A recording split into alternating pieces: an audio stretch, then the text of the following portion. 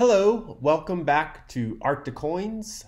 My name is Jesse Bellavance, fellow artist and also business owner. Today we are going to discuss Amazon Handmade. It's a platform I use to sell all of my artwork on. It is ubiquitous, everyone knows it. There's an established trust relationship with it and consumers. You can leave reviews, get feedback, have questions answered about the products, and it's firmly established in the retail space online. It is the 800-pound gorilla in the room. It's probably the largest web presence in terms of selling things retail, online, or buying.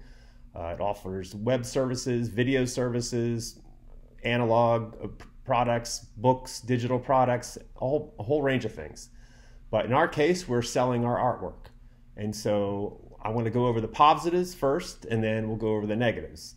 Before I do, I just ask that you either like my video or maybe click the subscribe button down below and follow my new videos as they come out. If you'd like to support the page, you can go to my Patreon link, which is in the link section of the video, and also my channel. Any help you provide, I'll appreciate it. You can also make a donation on my website. I have a Venmo and a PayPal link there as well. But otherwise, everything's still going to be free. You don't need to pay anything if you don't want to. But anything you do provide will help, and will help me generate more videos that hopefully will help you. So thanks again.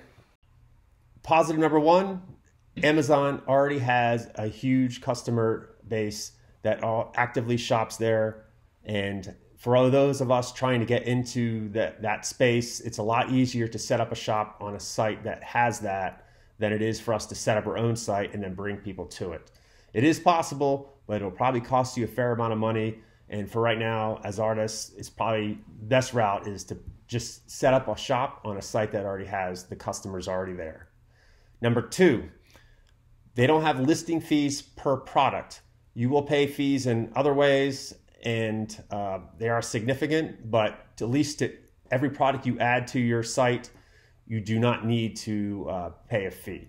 However, depending on what you sell, if you're selling handmade items, you won't need to have a UPC or a universal price code attached to it.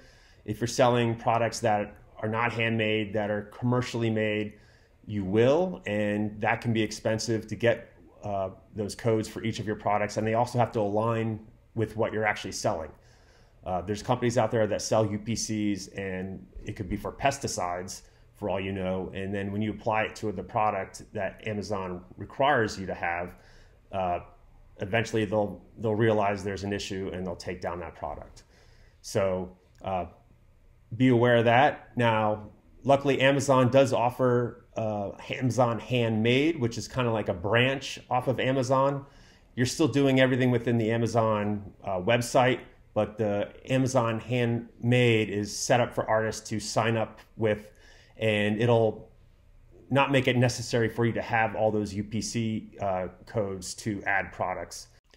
There may be a few other positives buried in the sand, but for the most part, that's all the ones that I could pull out. I've been using Amazon probably now for about 8 years, and I use it, but I don't find it to be very user-friendly. The first negative that I'm going to go over is that the GUI, or the graphical user interface, is just not very user-friendly. It's not something I could have my mom just go in and set up her own shop if she wanted to. It looks like it's from the year 2000. It's clunky. There's so many options within it that you don't know where to navigate to. There's several, just poor design. That's all I can really say about that. The next negative is the lack of communication, or the difficulty of communication with Amazon and the sellers, and Amazon and the buyers. Amazon's a huge company, so they send out massive amounts of emails, and a lot of times I've noticed that a lot of that stuff gets filtered out and sent right to the spam folder, or customers get an Amazon email and they've gotten so many from them that they just ignore it. So when you send communications to your buyers, they often don't even read them. And so, especially if you have an order issue, they ordered a size that is out of stock or they want something custom, you have to be able to communicate with them, and you have to use Amazon's proprietary communication system to actually get messages to them. You cannot do it outside of the Amazon ecosystem. It all has to be done within that walled garden. And so what often has happened, I've had orders go in or come in, and I have a question for the buyer. They never get the email. And after a set number of days that you've set up for when it has to be shipped, you have to ship it, or otherwise Amazon penalizes you. And if you don't get a message back from the buyer, then you're kind of out of luck. And so what you have to do is cancel that order before that shipping date comes due, and just you lose orders and you lose money. So and then also trying to communicate with the tech help on the Amazon side. A lot of their Amazon support is offshored, and so there is some difficulty in the communication, language barriers, but also usually when I've talked to people on the phone, it sounds like they're in a bar. There's so many people talking in the background, all the other tech support crews in that bank of tech support guys, all speaking on the phone, and you can hear all of them. And so it's hard to, in all aspects, it's really hard to get communication between you and Amazon, you and the buyer, and it just results in a negative experience, because what often will happen is a buyer will think you just didn't ship it, and then they'll leave you a review, and it'll be a negative one, and all you can do is just respond to it and then accept it. But all those negative reviews do damage your reputation, and if you get too many, you can get kicked off the platform. So that's something to consider. I also wanted to touch on the review aspect with Amazon. In my experience, luckily I do have mostly positive reviews, but for the 3 negative reviews that I can recall, every one of them has been because the communication was there was a breakdown with the communication, and there's no real resolution to be had with Amazon if you get a negative review. You basically just have to accept it and try to prevent it in the future. I've come up with some techniques to help get positive reviews, and I'll go over that in another video where I just talk about reviews and how to get them and how to get the good ones, which is always going to be a 5 stars is what you're going to want to have. But I'll talk about that in another video. But just to so you know, the review aspect within Amazon is very one way, and you really don't have any recourse if you get a negative review. Amazon will not step in and help you out, at least in my experience. The next negative I want to go over is setting up your products. Within Amazon, you definitely have to go through a bunch of steps to get one product into your product list. And to do so is not very user-friendly. The first aspect is that you need to have good photography, and the main image, that is the product image, needs to have a pure white background.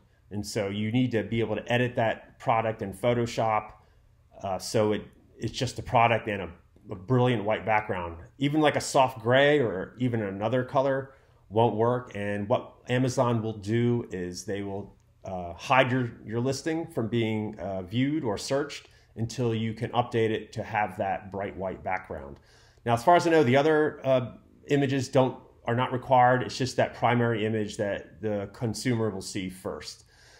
Second thing is, there's so many item windows or text fields to fill out for each product, and I feel really bad for people who do not have some type of tech in their genes to be able to figure it out. But there's just so many items that need to be filled out, and then there's a bunch of optional ones, and some of those optional ones are key, such as keywords.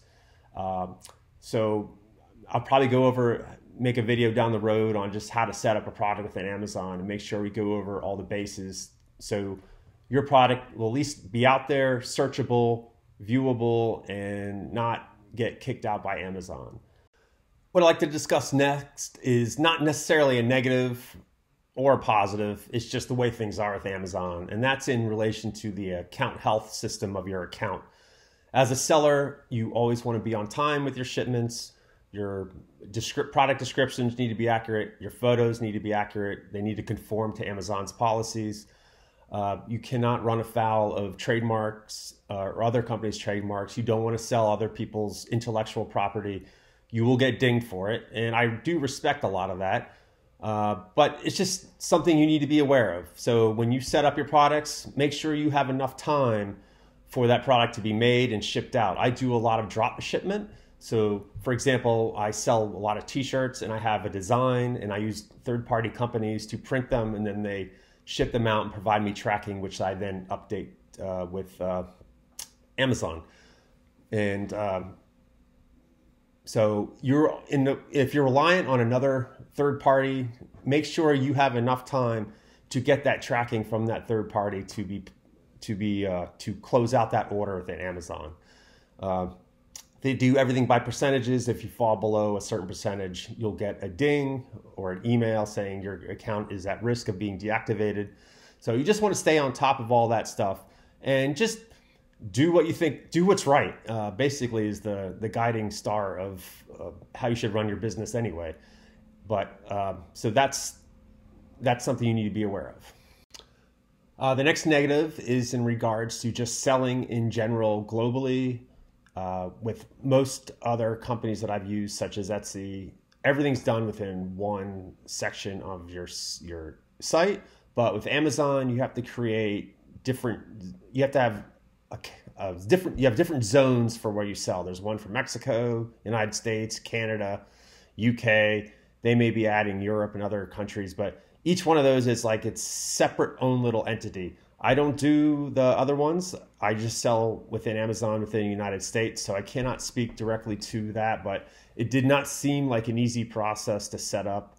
I didn't see an obvious button to just import everything over. And I'm not sure if you have to just add things in manually, which if you have 900 products, that is very tedious. There may be other third-party companies out there that'll help you import a batch list of stuff using such as a spreadsheet to do it. But as far as I can tell, it's not very easy to sell internationally. And also with international orders and Amazon, I just see it's much easier for things to go wrong, basically with the shipments and not arriving on time, and just getting dinged by Amazon for items that are kind of hard and out of your control, especially considering the nature of international shipping and with COVID, which we're finally getting through. But still, it's tricky business, and I'm leery of using Amazon and selling internationally at this point. But that may change down the road. I should probably do some more research into that and maybe give you guys an update of what I found.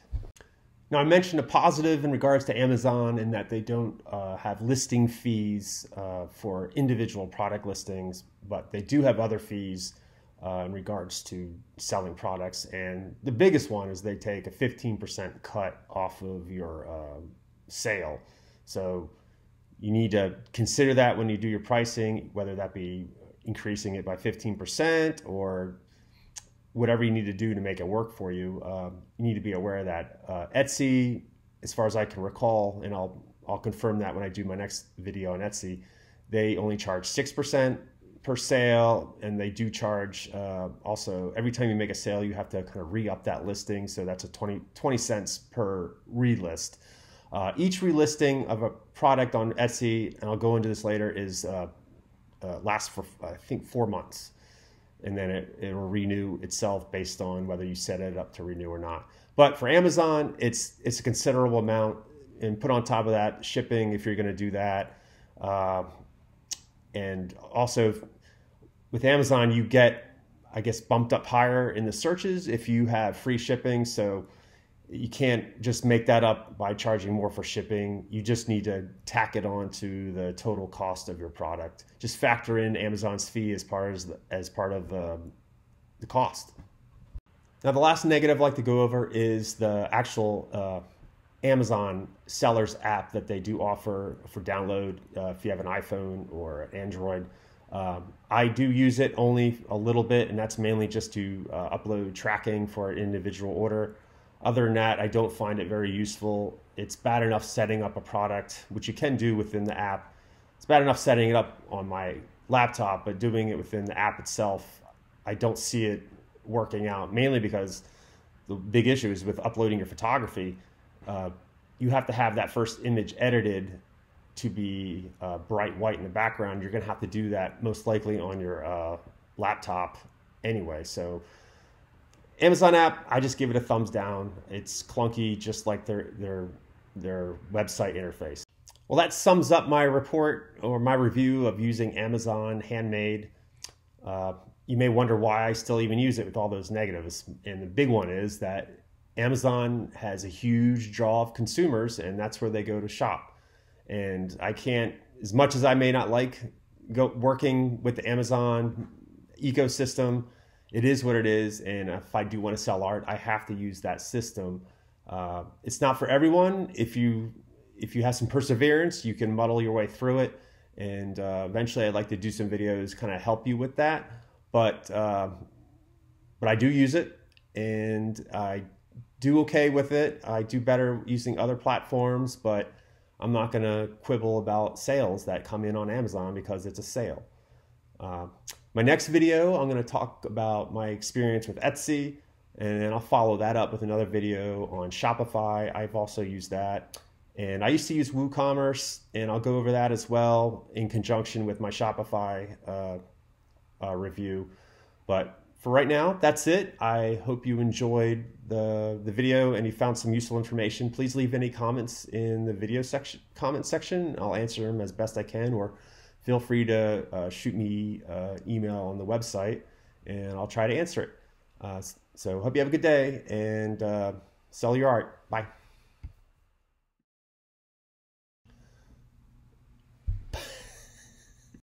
Hello, welcome back to Amazon. To buy them, and then also to leave review. There are three in Trust Network. I already mentioned that in there. To do their shopping.